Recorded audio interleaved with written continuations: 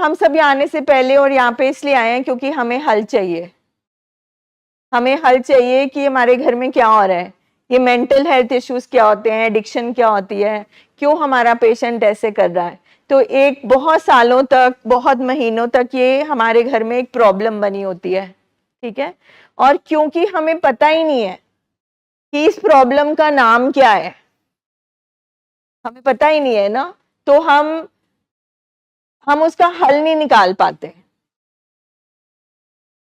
और मतलब main focus of the story, main जो मॉरल ऑफ द स्टोरी है वो ये है कि अब हम प्रॉब्लम से अपना दिमाग हटा के कि वो ये करता है, वो ये करता है, पेशेंट ऐसे करता है, पेशेंट ऐसे करता है, अब ध्यान हटाकर हम सॉल्यूशन की तरफ आए कि वो क्यों करता है। वेरी सिंपल, वो गुस्सा क्यों कर रहा है, डोपामिन बढ़ा हुआ है, दिमाग खराब है, केमिकल इम्बैलेंस हो चुके हैं। वो शक क्यों कर रहा है, डोपामिन बढ़ा हुआ है। वो डिप्रेशन में क्यों है, सेरोटोनिन गिरा हुआ है। मतलब हम प्रॉब्लम को नाम दें कि ये एक बीमारी है, बीमारी है तो वो ट्रीटमेंट से ही ठीक होएगी। तो हम फोकस शिफ्ट करें, स्पेशली फॉर फैमिलीज। वो ये क्यों कर रहा है, वो सो क्यों नहीं रहा है, वो ज्यादा क्यों सो रहा है, वो खा क्यों नहीं रहा, वो ज्यादा क्यों खा रहा है। तो हम फोकस करें सॉल्यूशन पे। आपको क्या लगता है? हाँ जी मैम, सर क्या लगता है आपको?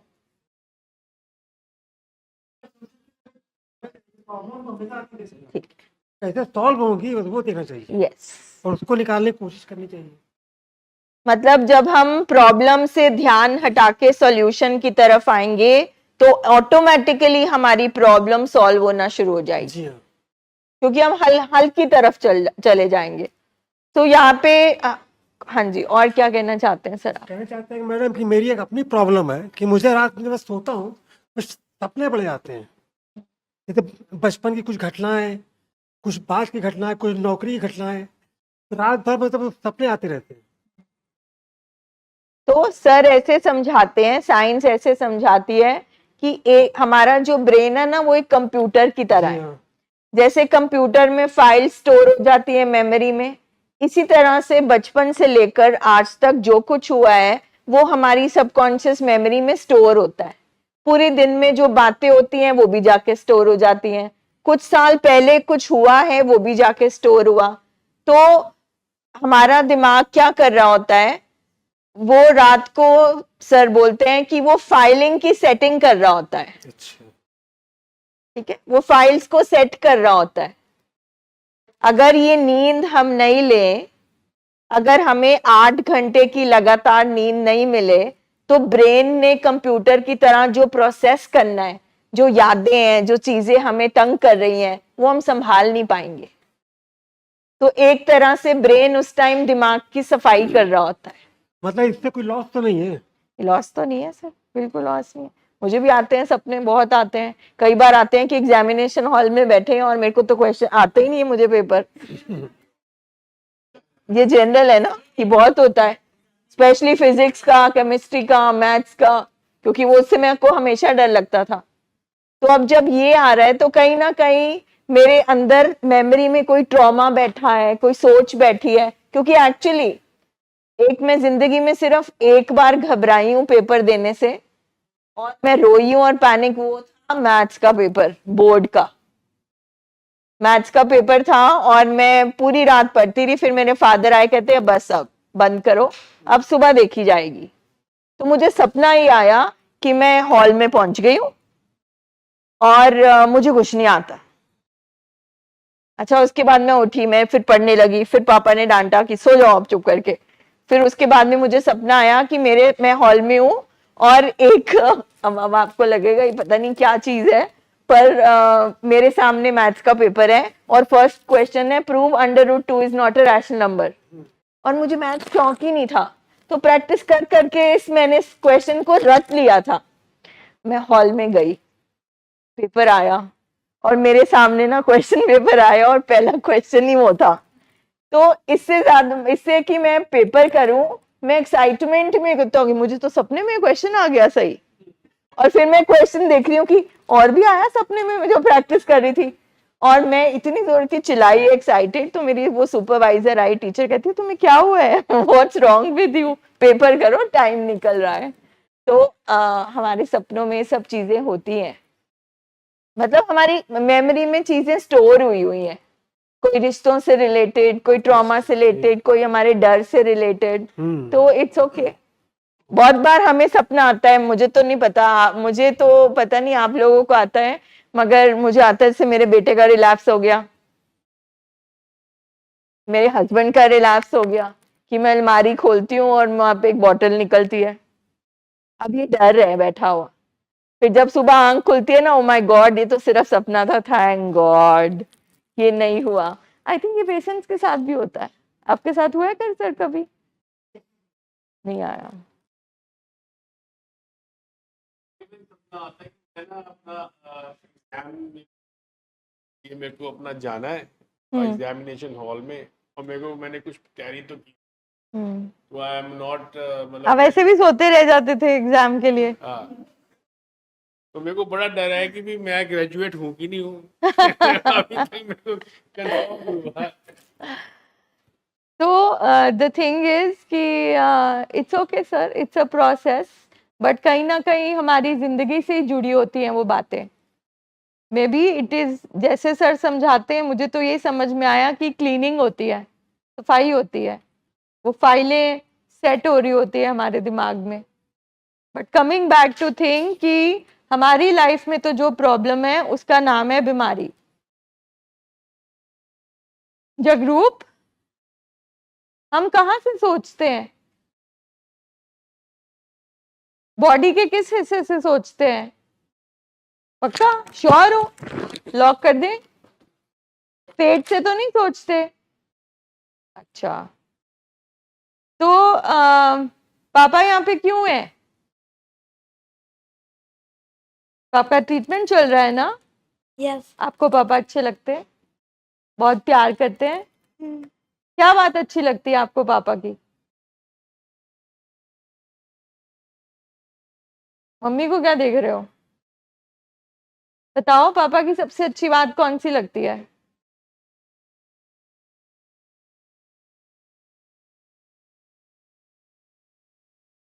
पापा गेम्स खेलते हैं आपके साथ कभी कभी? कौन सी वाली? बैडमिंटन। बैडमिंटन खेलते हो पापा? All right. और पापा की कौन सी बात अच्छी नहीं लगती? गुस्सा करते हैं? अच्छा, तो आपको पता है गुस्सा क्यों करते हैं? गुस्सा कहाँ से करते हैं? यहाँ से आता है।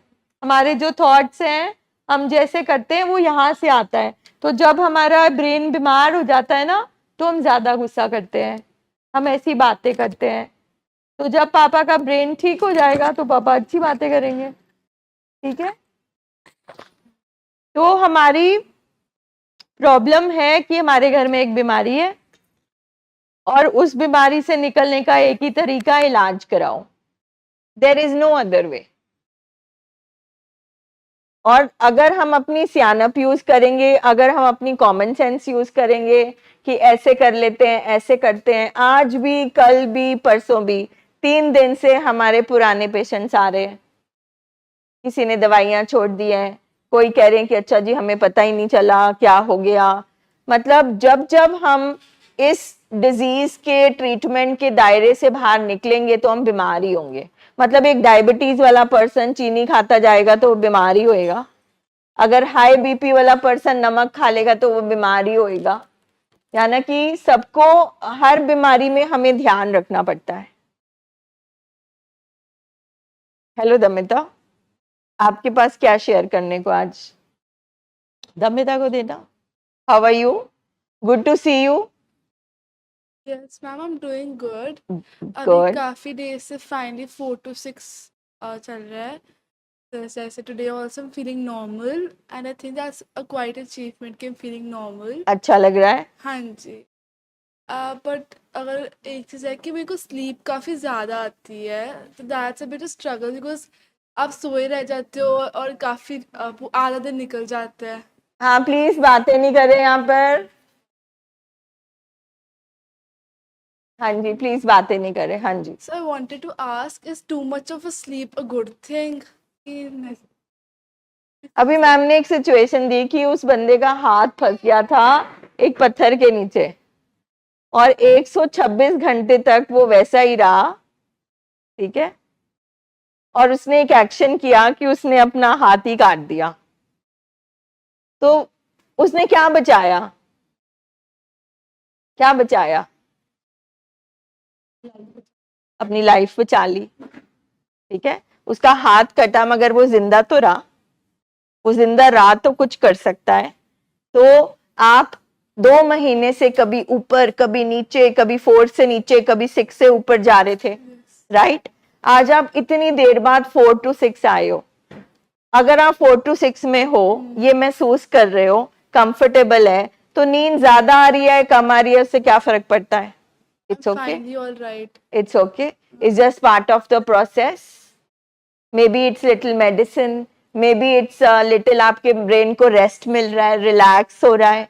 बाकी you can always tell your doctor कि ये हो रहा है। So doctor is the right person to say it's okay.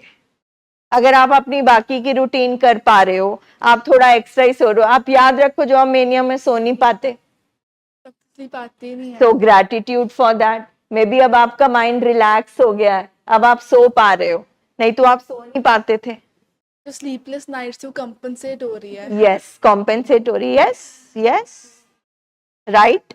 बहुत सारी फैमिलीज कहती हैं हमारा पेशेंट ये तो सोता ही जा रहा है जी, सोता ही जा रहा है, स्पेशली एडिक्शन वाले पेशेंट।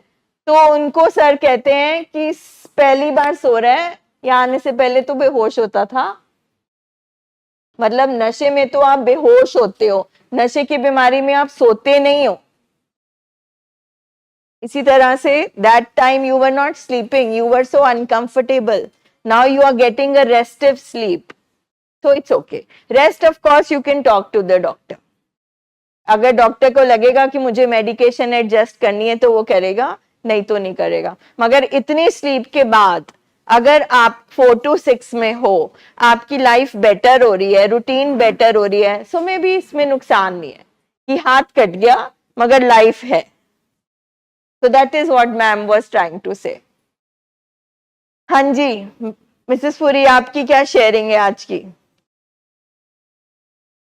Good evening everyone. जब तक सर आते हैं अपनी रियलाइजेशंस शेयर करते हैं। हाँ जी। कुछ नहीं खास, आज हर्मिटेज अभी वहां से ही आ रही हूँ डायरेक्ट, थोड़ा डोपामिन लेके। अच्छी रही मीटिंग। कैसे डोपामिन मिला वहां से आपको?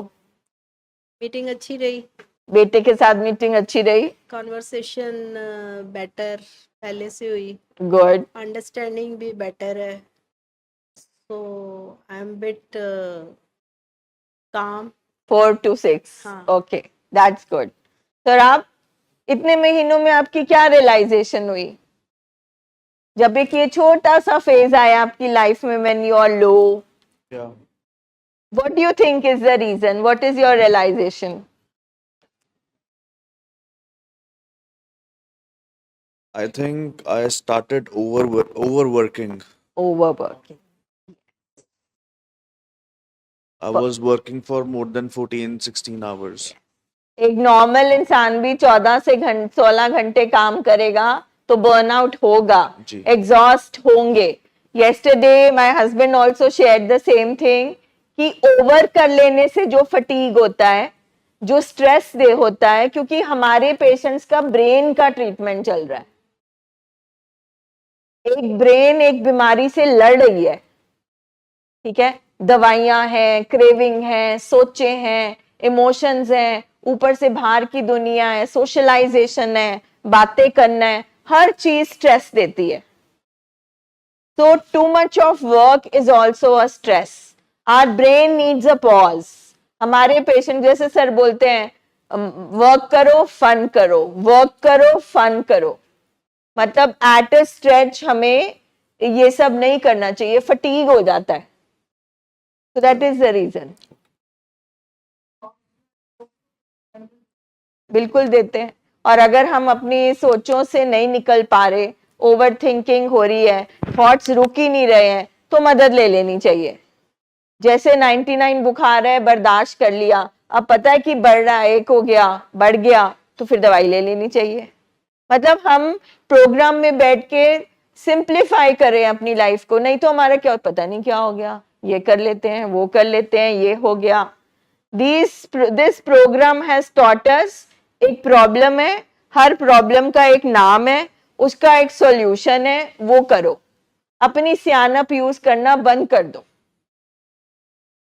ठीक है? साइंस है, हम साइंटिफिक इंस्टीट्यूशन में बैठे हैं। अगर हमें ओवरथिंकिंग हम सब कभी ना कभी करते हैं। अगर आप निकल पा रहे हो, जैसे WHO ने टेलटेल साइन बनाए हैं कि अगर 15 दिन से ज्यादा हमारी कोई भी मेंटल हेल्थ से रिलेटेड अवस्था कंटिन्यू करती है, इसका मतलब अब टाइम है कि एक बार डॉक्टर से मिल लो, साइकोलॉजिस्ट से मिल लो, साइकेट्रिस्ट से मिल लो, किसी से मदद मांग लो। मतलब अगर आप 15 दिन तक जरूरत से ज्यादा उदास हो, लो हो, हाई हो रहे हो, चिड़चिड़े हो रहे हो, शक हो रहा है, गुस्सा आ रहा है, दैट मीन्स अब आपके ब्रेन की केमिस्ट्री खराब हो चुकी है, तो मदद ले लो। हमारा शरीर, साइंस बताता है, हमारा शरीर बताता है हमें कि कुछ गड़बड़ है। बुखार है, बुखार क्या बताता है? बुखार क्या बताता है? हाँ, बॉडी को टेम्परेचर है, वो क्या बताता है बुखार? कि अंदर कुछ गड़बड़ है। Something is wrong. उल्टी आती है तो उससे क्या इंडिकेशन है कि कुछ गड़बड़ है। तो जब हमारा पेशेंट गाली दे रहा है, इसका क्या मतलब है कि उसके दिमाग के केमिकल खराब हो गए हैं, कुछ गड़बड़ है। सो अगर थॉट्स बढ़ते जा रहे हैं तो इसका क्या मतलब है? गड़बड़ है।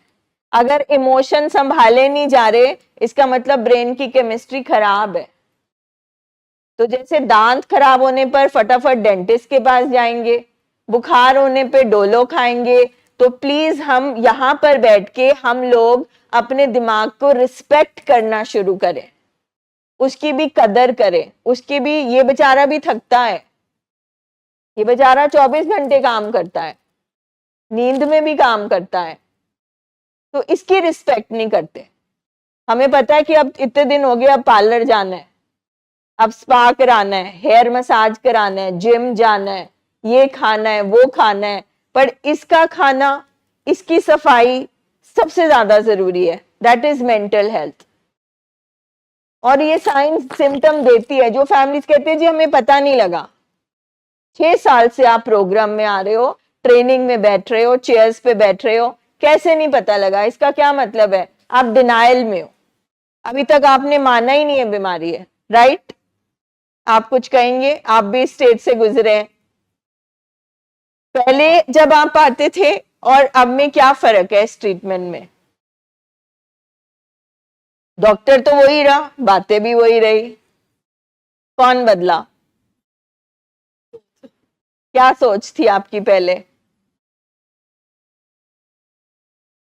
अब लगता है कि मैम जैसे 2-3 मीटिंग्स अटेंड करी कि ये नीड यहाँ पे मैंने लैक किया कि ये प्रोग्राम में नहीं आए, तो काफी कुछ सफर किया इसमें। क्या हमने माना था कि इसको बीमारी है? नहीं, हॉस्पिटल में आ गए, हॉस्पिटल में हमें ये भी पता कि बीमार को लेके आते हैं, मगर हॉस्पिटल में भी बैठ के मान नहीं रहे कि बीमारी है।